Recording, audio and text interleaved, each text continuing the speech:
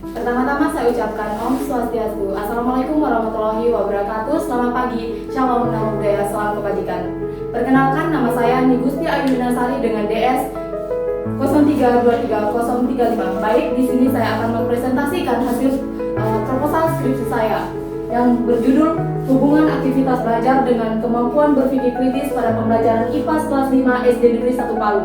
Dengan pembimbing satu saya, yaitu Wayan Sudarsana SPD MPD, dan pembimbing 2 saya yaitu Putu Satya Narayanti SPD MPD.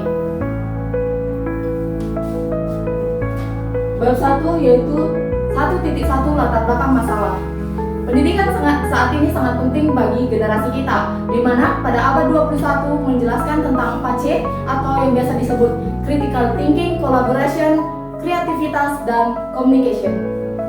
Berdasarkan hasil observasi awal yang saya lakukan oleh calon peneliti di SD Negeri 1 Palu dengan Kepala Sekolah 5D Widya Stuti SPD MPD, Bapak Agus Soekarno SPD MPD selaku Guru Kelas 1B, dan Bapak Wahyudin Eskom SPD Guru Kelas 5, diperoleh bahwa informasi pembelajaran telah didukung oleh pemanfaatan teknologi seperti Chromebook, papan digital, papan interaktif digital atau biasa dengan PID, dan Google Classroom, serta dilaksanakan secara interaktif melalui diskusi ataupun eksplorasi. Namun pada kelas 5 ditemukan bahwa aktivitas belajar belum merata, di mana sebagian siswa aktif dan mampu menyampaikan pendapat, sedangkan sebagian lainnya masih kurang fokus dan belum optimal. Sehingga kondisi tersebut menunjukkan bahwa aktivitas belajar siswa masih perlu dikaji lebih lanjut, khususnya dalam kaitannya dengan kemampuan berpikir kritis siswa pada pembelajaran IPAS. Baik, selanjutnya pada 1.2 yaitu rumusan masalah, di mana calon peneliti mengambil 2 rumusan masalah. Yang pertama, apakah terdapat hubungan antara aktivitas belajar siswa dengan kemampuan berpikir kritis pada pembelajaran IPAS kelas 5 SD Negeri 1 Palu. Yang kedua, bagaimana respon siswa terhadap aktivitas belajar yang dilakukan pada pembelajaran IPAS kelas 5 SD Negeri 1 Palu. Adapun 1.3 yaitu tujuan peneliti.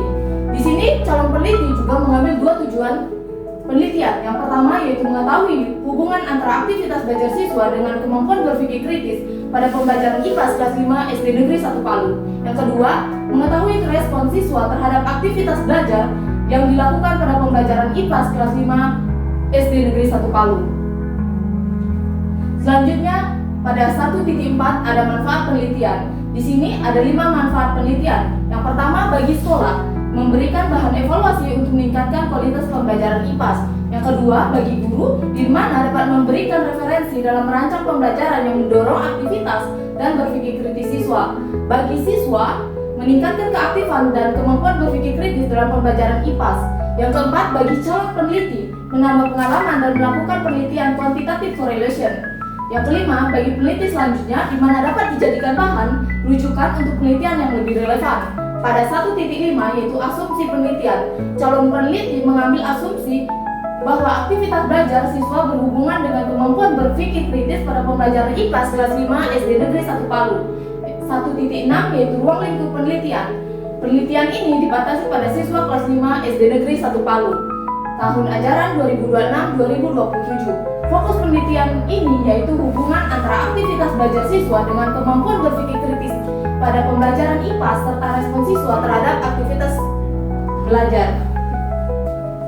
Baik, langsung saja kita lanjut pada bab 2, kajian pustaka dan hipotesis penelitian. Pada 2.1 yaitu penelitian terdahulu. Di sini calon peneliti mengambil 5 penelitian terdahulu. Yang pertama yaitu dari Susanti DKK 2025 yang berjudul analisis tingkat keterampilan berpikir kritis siswa kelas 4 sekolah dasar pada mata pelajaran IPAS. Yang kedua, Novati DKK 2025 yang berjudul keterampilan berpikir kritis dan pengajarannya di sekolah dasar. Yang ketiga, Rosida DKK 2024 yang berjudul Implementation of Problem Based Learning Model to Improve Student Learning Activity, Classroom Action Research or MIS Sumber Mas Gading Sumeneb. Yang keempat, Inayah DKK 2024 yang berjudul meningkatkan aktivitas keterampilan berpikir kritis dan hasil belajar menggunakan metode Bestari pada siswa sekolah dasar. Yang kelima, Mawadati DKK 2023 yang berjudul analisis aktivitas belajar siswa dalam pembelajaran IPAS kurikulum Merdeka kelas 4 SD 1 Tiu dan Tulungagung. Baiklah, langsung saja masuk pada 2.2 yaitu konsep. Di sini dapat dilihat bahwa 2.2.1 kita membahas aktivitas belajar siswa. 2.2.1.1 pengertian aktivitas belajar siswa. Begitu selanjutnya pada faktor yang mempengaruhi aktivitas belajar siswa dan indikator aktivitas belajar siswa. Langsung saja masuk ke poin 2.2.2.2 yaitu kemampuan berpikir kritis. Selanjutnya ada 2.2.2.1 yaitu pengertian kemampuan berpikir kritis. Selanjutnya masuk lagi pada faktor mempengaruhi kemampuan berpikir kritis serta indikator kemampuan berpikir kritis. Pada 2.2.3 membahas tentang IPAS. Ada pengertian IPAS, tujuan pembelajaran IPAS serta karakteristik pada pembelajaran IPAS. Pada 2.3 yaitu landasan teori, di mana calon peneliti mengambil dua landasan teori. Yang pertama, kita membahas teori konstruktivisme untuk membedah rumusan masalah pertama. Teori konstruktivisme menyatakan bahwa pengetahuan dibangun secara aktif oleh siswa melalui pengalaman dan interaksi sehingga terbentuk pemahaman yang bermakna, di mana dikatakan oleh Nur Hasanah DKK 2024. Untuk yang kedua, teori behavioristik, di mana teori behavioristik ini untuk membedah rumusan masalah kedua, yang mengatakan bahwa teori behavioristik menyatakan bahwa pelajaran ditunjukkan melalui perubahan perilaku sebagai hasil dari rangsangan suatu lingkungan, sehingga perubahan perilaku menjadi suatu indikator yang terjadi proses belajar. Menurut Cahaya DKK 2025. 2.4 yaitu kerangka berpikir, bisa dilihat di layar bahwa mengatakan yang pertama adalah adanya aktivitas belajar masih bervariasi dan belum merata, serta kemampuan berpikir kritis siswa yang masih bervariasi. Turun lagi bahwa adanya aktivitas belajar dalam pembelajaran IPAS yang dilaksanakan di SD Negeri 1 Palu.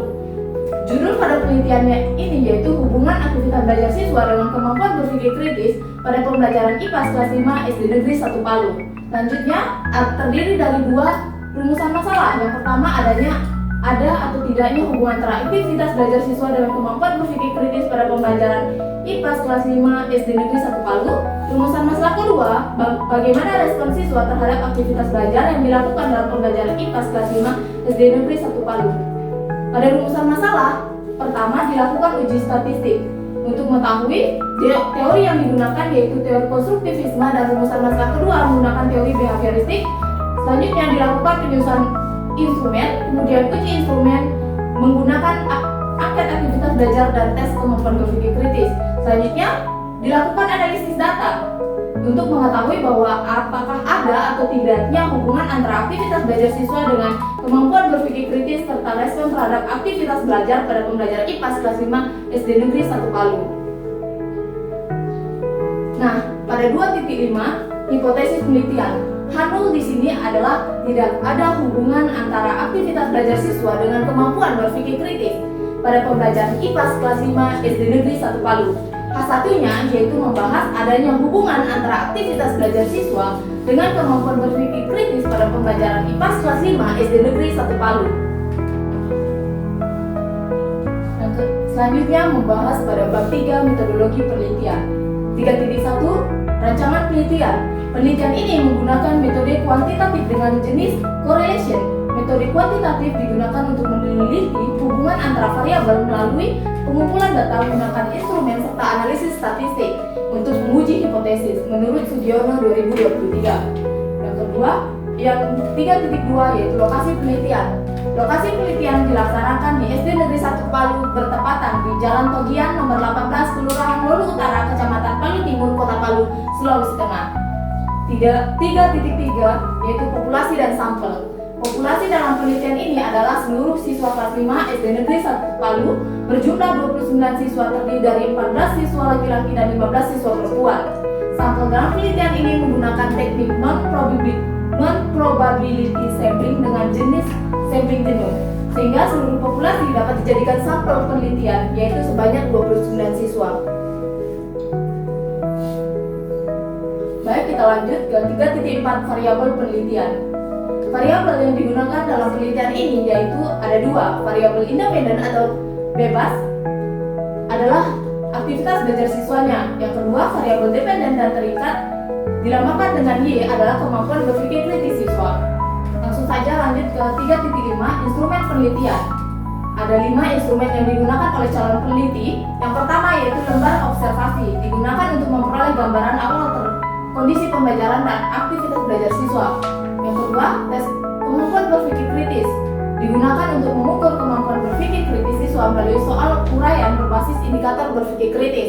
Yang ketiga, angket, digunakan untuk mengumpulkan data aktivitas belajar siswa dengan menggunakan skala Likert.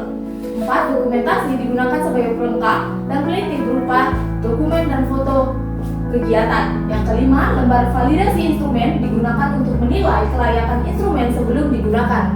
Pada 3.5.1 yaitu uji instrumen penelitian. Yang pertama, 3.5.1.1 dilakukan uji validitas untuk mengetahui kesesuaian bahasa, isi, dan konstruk instrumen penelitian.